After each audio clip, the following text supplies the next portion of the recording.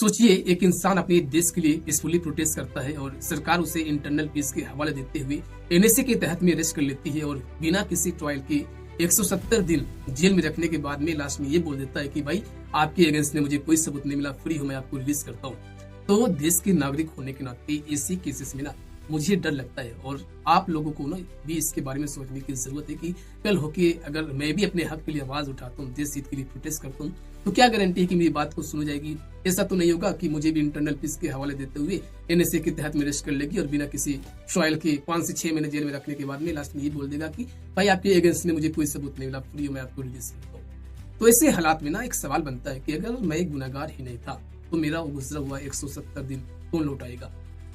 देखिए, national security act का जो मेन पर्पस होता है ना, वो होता है कि देश की सिक्योरिटी और पब्लिक ऑर्डर को मेंटेन करने के लिए होता है। यानी कि अगर सरकार को ऐसा लगे कि किसी इंसान की वजह से देश को खतरा हो सकती है, दंगा फसाद जैसे मैटर बन सकती है, तो उसे पहले डिटेन कर ली जाती है ताकि देश की में जो शांति का माहौल वो बना रहे, किसी भी तरह का कोई मैटर क्रिएट ना हो।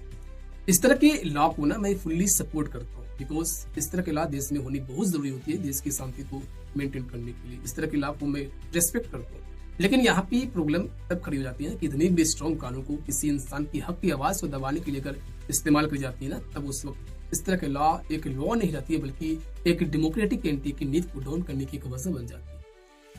है। मैं आज भी मानता हूँ कि कोई भी लॉ गलत नहीं होती है। किसी लॉ को मिसयूज करना ये प्रूफ थोड़ी होता है कि वो लॉ गलत है, बल्कि ये प्रूफ होता है ना कि आज देश की सिस्टम्स अंदर से कितना खोखला बन चुकी है। इसीलिए मैं देश की सरकार और सुप्रीम कोर्ट दोनों से रिक्वेस्ट करता हूँ कि अगर आप एनएसए के तहत में किसी इंसान को अरेस्ट करते हो, खास करके उन केसेस में जहाँ पे एक इंसान नॉन पर्सनैलिटी हो, देश के लिए, देश हित के लिए प्रोटेस्ट कर रहा होगा, शांतिपूर्वक से प्रोटेस्ट कर रहा होगा, तो ऐसे केसेस में आपको इन्वेस्टिगेशन और रिव्यू दोनों विदिन 30 डेज आपको कंप्लीट करनी होगी, ताकि इन केस अगर वो बंदा इनोसेंट निकले तो उनके जिंदगी के 5 से 6 महीने यूं ही जेल में गुजारना ना पड़े। लेकिन अगर मैटर बड़ी हो, बॉर्डर रिलेटेड हो, टेररिज्म एक्टिविटी से रिलेटेड हो, तो आप अपने अकॉर्डिंग उस बंदे को रख सकते हो जब तक इन्वेस्टिगेशन कंप्लीट ना हो जाए, क्योंकि वहां पे देश की सिक्योरिटी सबसे पहले मैटर करती है। ऐसा इसलिए मैं बोल रहा हूँ ना, क्योंकि आप हर केस को ना एक नजरिए से नहीं देख सकते हो, बिकॉज ये ना तो जस्टिस है और ना ही डेमोक्रेसी।